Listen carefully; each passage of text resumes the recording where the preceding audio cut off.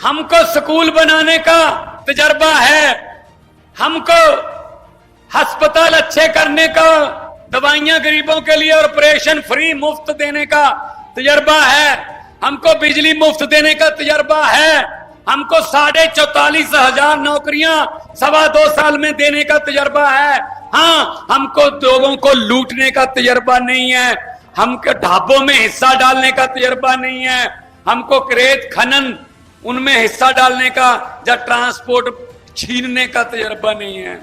90% घरों को 600 यूनिट बिजली के माफ हैं, 90% घरों को बिजली का बिल 0 आता है पंजाब में। इधर भी पूछ लीजिए दिल्ली, वहां भी 0 आता है। हमारे यहां शानदार हॉस्पिटल बन रहे हैं, प्राइवेट में इलाज कराना है प्राइवेट में करा लो, सरकारी में कराना है सरकारी में करा लो, इलाज एक जैसा ही है। फर्क इतना है कि प्राइवेट में आपके पैसे लगेंगे, सरकारी में सब कुछ पैरासीटामोल की गोली से लेके 40-50 लाख के ऑपरेशन तक सब कुछ फ्री है, मुफ्त है। अगर इधर भी सहूलतें मिल सकती हैं, इधर भी सहूलतें मिल सकती हैं, तो आप बीच में क्यों फंसे हुए भाई? आप भी निकल जाओ बीच में से। ठेका ले रखा है इनको वोट देने का। 78 साल हो गए, 78 साल हो गए देश को याद हुए। अमेरिका वाले मंगल ग्रह पे प्लाट काटने की बात सोच रहे हैं कि मंगल ग्रह के पे प्लाट काटेंगे, और हमारे से अभी कलैत के सीवरेज के ढक्कन पूरे नहीं हुए अभी तक सीवरेज के ढक्कन पूरे नहीं हुए। हजे तक पिंडा दियां समस्यावां पूरा नहीं हुई। पिंडा दे छप्पड़ टोबे उठी खड़े हैं जी। कहां गया देश? 78 साल हो गए, कहां चले गए हम? और हमारे बच्चों को खट्टर साहब कह रहे हैं रशिया चले जाओ। शर्म आनी चाहिए इनको। रशिया जाके फौज में भर्ती हो जाओ, उनकी जंग लगी हुई है यूक्रेन के साथ, उनको फौजियों की जरूरत है। ये बात कह रहे हैं आपके बच्चों के लिए। मैं हैरान हूं इन पर। कभी अपना बेटा या अपना भतीजा भेजोगे वहां? हमारे बच्चों को कह रहे हैं जंग में शामिल हो जाओ, नौकरी नहीं दे सकते। शर्म आनी चाहिए यार इनको। फिर भी इनका बटन दबाओगे, फिर भी कमल के फूल और इसमें फंसे रहोगे, इनके चक्करों में। इनको उखाड़ के बाहर फेंको। मैं सभी जगह गया भाई साहब, बहुत हर दूसरे तीसरे दिन मेरी हरियाणा में ड्यूटी लगी होती है, जैसे आज है। मैं रानिया गया, मैं सिरसा गया, मैं फतेहाबाद गया, मैं किलियांवाली गया, मैं नारायणगढ़ गया, मैं पेवा गया, मैं मुरथल गया, मैं भिवानी गया, मैं चरखी दादरी गया, मैं आपके पास आज आया हूं, इसके बाद जाखल जा रहा हूं, अगले दिनों में नरवाना आऊंगा, फिर गूला चीका जाऊंगा, मैं अगले शाहबाद भी जाऊंगा। मेरे ख्याल में इतने तो आपके मुख्यमंत्री को नहीं पता होगा शहरों के नाम, के हरियाणा में इतने हैं भी। मैं जहां भी गया लोगों ने एक ही बात बोली, जी हमारा पीछा छुड़वा दो भाजपा वालों से, किसी ना किसी तरीके से हमारा पीछा छुड़वा दो। मैंने कहा जी हम तो जरिए ही बन सकते हैं, पीछा तो आपको खुद को छुड़वाना पड़ेगा। झाड़ू वाला बटन दबाकर आपका पीछा छूट जाएगा भाई साहब। पहले दिल्ली और पंजाब में ऐसे था, अब हो गया, ठीक हो गया वहां। ये कहते रहते ना मोदी डबल इंजन सरकार चाहिए। हरियाणा में भी डबल इंजन बन गई थी, फिर बीच में एक इंजन खराब हो गया, वो खट्टर, वो इंजन कहां गया? एक और इंजन ले आए पता नहीं कहां से। भाई साहब देश को डबल इंजन की नहीं, प्रदेश को, किसी भी प्रदेश को डबल इंजन की नहीं, नए इंजन की जरूरत है, नए इंजन की।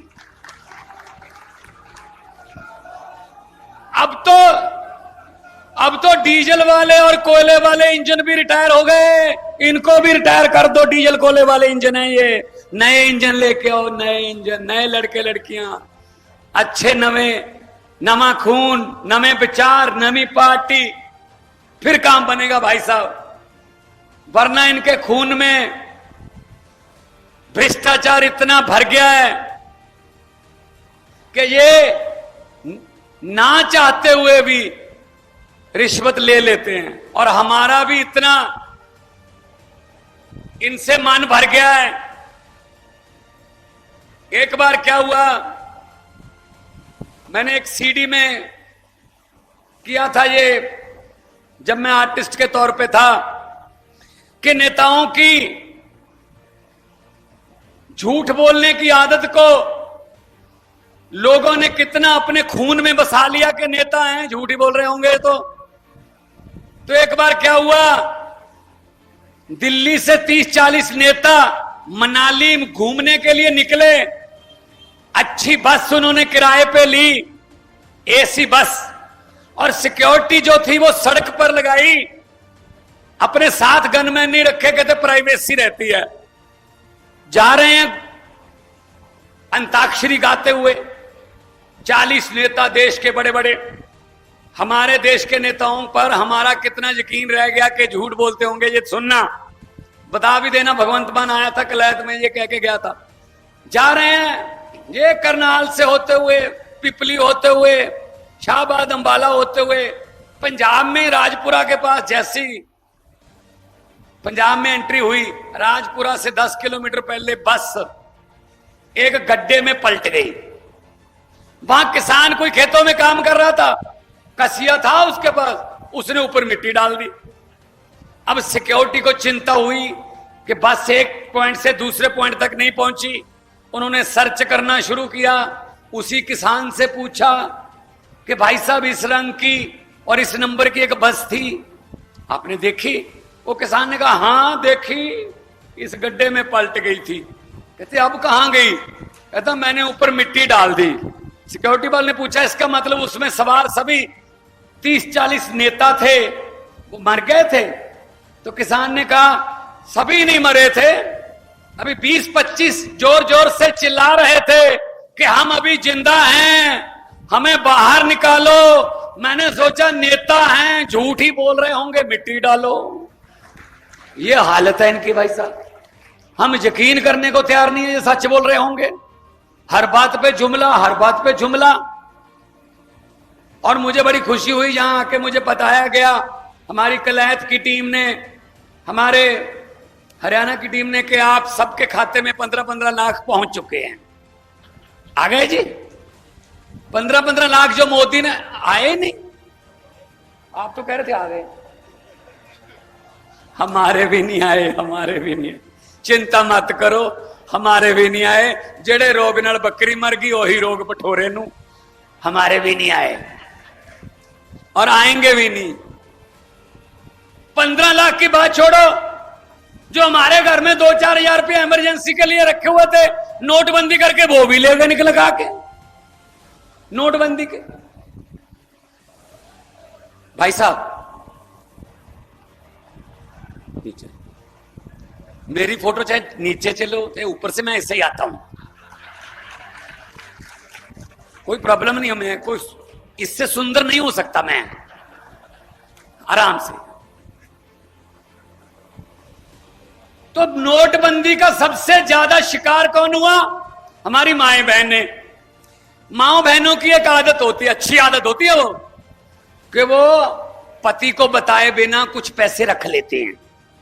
कोई इमरजेंसी में काम आ जाएंगे, कोई दवाई लेनी पड़ जाएगी, आधी रात को बीमार हो जाए, कोई बच्चे की फीस ना भरनी पड़ जाए, है ना, तो हस्बैंड को बताती नहीं है, उनके बताए बिना रख लेती हैं। रखती तो घर के इस्तेमाल की है।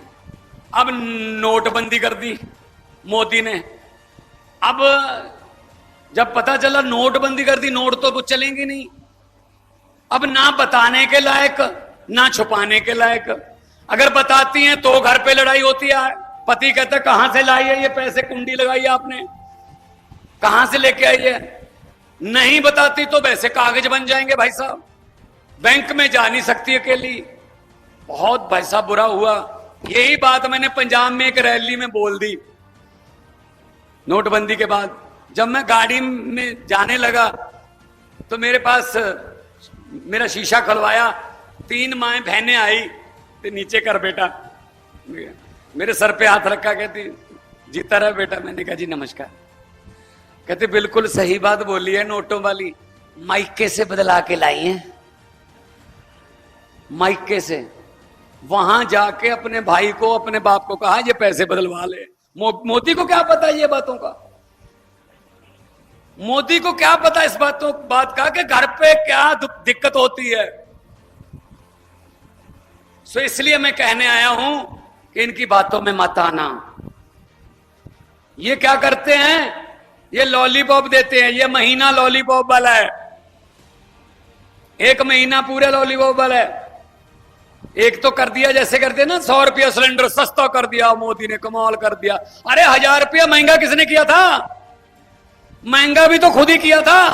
उसमें से 100 जो है वो कम कर दिया। हमारी मेमोरी, हमारी याददाश्त इतनी है, महंगा याद नहीं रहता, सस्ता याद रह जाता है कि 100 रुपया कम कर दिया। वही वाला बात है। एक गांव में एक बेटी की शादी थी, बड़ी लाडली बेटी थी, अच्छे जिम्मेदार थे, खूब जमीन थी, पैसा था। उन्होंने सोचा इकलौती बेटी है, खूब धूमधाम से शादी करेंगे। उसके लिए सोने के जेवरात, चांदी के जेवरात, बड़े बड़े सोफा सेट, टीवी, बड़े बड़े अलमारियां, बेड सब खरीद लिए। कल बारात आनी थी। आज शाम को डाकुओं को पता चल गया कि इस घर में माल है। वो ट्रक लेके आ गए भाई साहब। ट्रक बैक किया, सब परिवार के मेंबर जो लड़की के थे उनको एक कमरे में बंद करके बाहर से कुंडी लगा दी। अब ये सोचना कि हम कैसे इनकी बातों में आते हैं 100 रुपए वाली में। तो उसके बाद सारा सामान उन्होंने ट्रक में भर लिया। जब चलने लगे तो डाकुओं के सरदार ने कहा, 1 मिनट, चलने से पहले मुझे ये बताओ लड़की का परिवार कौन से कमरे में बंद है? वो कहते सरदार इस कमरे में। खोलो। खोला, अंदर परिवार डरा बैठा, सहमा बैठा। तो डाकुओं के सरदार ने कहा, किस लड़की की शादी है? एक लड़की डरते डरते खड़ी हुई, जी मेरी शादी है। डाकू ने अपनी जेब में हाथ डाला, 100 रुपए का शगन उसको दिया।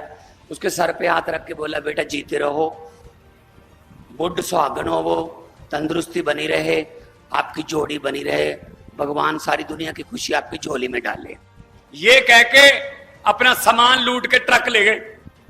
अगले दिन पुलिस आ गई।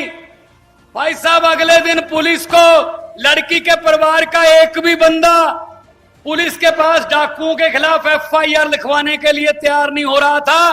कह रहे थे जी बंदे चाहे जो मर्जी थे लूट के ले गए जो मर्जी, लेकिन 100 रुपया शगन दे गए। बड़े अच्छे बंदे थे जी, बड़े अच्छे बंदे थे।